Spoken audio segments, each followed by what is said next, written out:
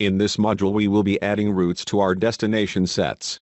Recall that a route, in a broad sense, is our technical ability to terminate calls to a particular phone network or its part identified by respective prefix. For instance, a route with prefix 380 gives access to the whole PSTN phone network of Ukraine, and a route with prefix 38044 gives access to all PSTN numbers of Kiev, that is subnetwork of PSTN Ukraine. The list of routes shall be supplied to you by your vendor. In practice you most frequently create the destination set corresponding to one vendor's connection. However, using the destination sets you can create practically any combination of routes to terminate calls to. It is quite clear that for terminating the calls to those destinations you need them to be enabled with respective vendor's connection. More detailed analysis of how to combine routes into destination sets and apply different respective parameters of the routes is given in the destination sets and routes fundamentals as well as in the advanced destination sets video tutorials. In addition to a prefix identifying a route destination, each route incorporates information on how a call to respective destination is charged by our particular vendor as well as some other parameters. Do not forget that in addition to individual route parameters such as call price and activation date there are a number parameters set and applied by the system to the whole destination set list of the routes. Now let's add and configure some routes to our destination sets for the purpose of our basic training.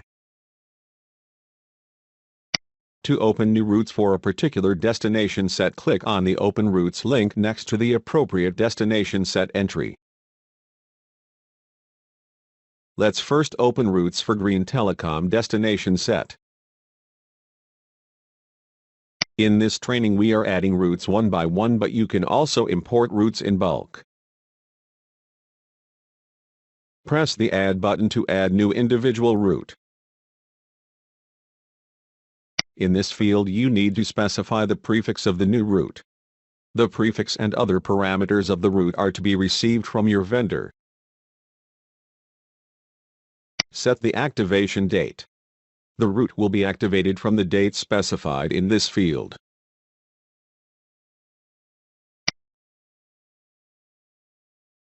If you also set expiration date, the route will be deactivated after this date. Let's leave expiration date field never. Set interval 1 and the price for interval 1. Set the price for interval 1 to $0.2. For more information about route pricing, please review the route pricing parameters video tutorial or refer to the Sippy Softswitch handbook.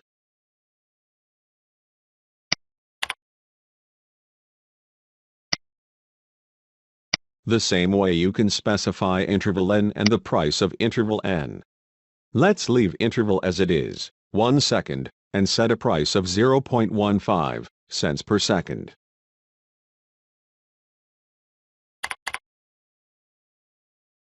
We will discuss all other parameters of the route in more advanced tutorial modules. Press Save and close to save all changes made and return to previous page. To demonstrate how to create routing groups in the next module of the tutorial, we need to add several more routes. We have added needed routes for you. We added one more route to Green Canada destination set. Please note that as we set the activation date in the future for the route of Canada Manitoba destination, the yellow exclamation mark signals that this route is inactive now. Active routes are marked with green bulb in the status column. We have also created 3 routes for Green Sippy test destination set. We have left the Vegas Sippy test destination set empty. Now we have needed destination sets with their routes added and ready to proceed with creating and configuring routing groups. We will show how to do this in the next module of this video tutorial.